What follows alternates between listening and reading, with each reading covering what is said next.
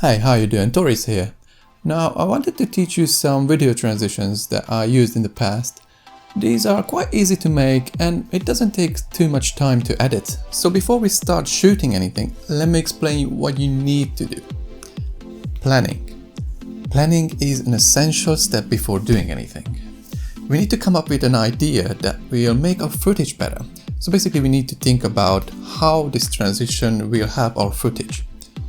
If you're gonna put two clips together and it happens that they work together, you can be like, well, this is easy. Yeah, it can happen, but not all the time.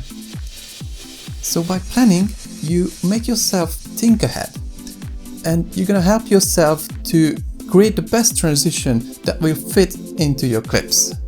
Oh, and by the way, you only need basic editing skills, because most of these transitions can be made in the camera. Alright, so the first transition is called the action transition. This will make your footage look like you are doing an action seamlessly in multiple locations.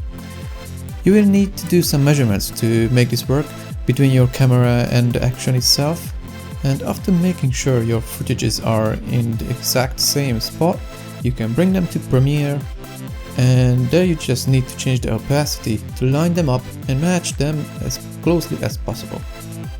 As you can see, a simple walking action can change your whole footage when you transition your clips like this. Second transition is called the whip transition. It's called the whip transition because you need to whip your camera in one direction at the end of your first footage, and also need to whip your camera in the same direction at the beginning of your second footage. When you got your clips ready, bring it into Premiere, and all you need to do is just to put them together and find the sweet spot where the motion blur will cover your cut, and it should look something like this.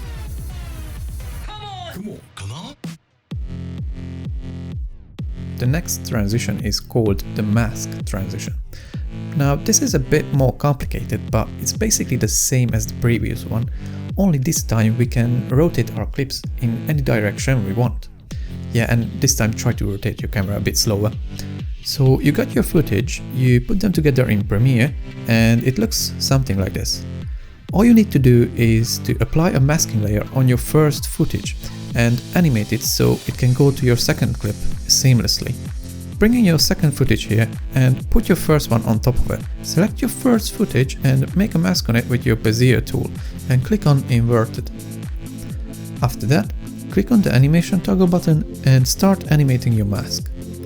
The best way is to do it frame by frame so your mask will match with your footage, but at the moment I feel a little bit lazy and I just want to show you the idea of making this transition. You can also play with the mask feather and expansion, but don't forget to toggle the animation if you do so. And the result should look something like this. The fourth transition is called the frame fall. For this transition you need to record a clip where your subject is falling down and another clip where your subject is jumping and then falling down. When you bring your clips into Premiere, place the first clip below your second, move your second clip out of frame, and you will need to animate them up together. Make sure you position your clip to make it look like the two bodies looks connected as you animate them up. And the fifth transition is called the 360 transition. This is basically another whip transition, but this time at the end of your first clip you turn the camera quick 180, and on the beginning of your second clip you complete the movement with another quick 180. Put them together in Premiere and again find the sweet spot between the two clips where the motion blur will cover your cut. Last but not least, another popular transition which is called the lens cover. This involves your hand where you cover your lens at the end of your first clip, then you put it away on the beginning of your second clip. Make sure you cover the whole lens to block any light that can ruin this effect. Put the clips together in Premiere and make a seamless cut between the two. It should look something like this. And there you have it. These are my favorite transitions that I used so far. Let me know in the comment section down below if you want to see some more tutorials like this one. Anyway, leave a like if you enjoyed this video and subscribe if you are a fan. Thank you ever so much for joining me, and I will see you in the next one. Come on.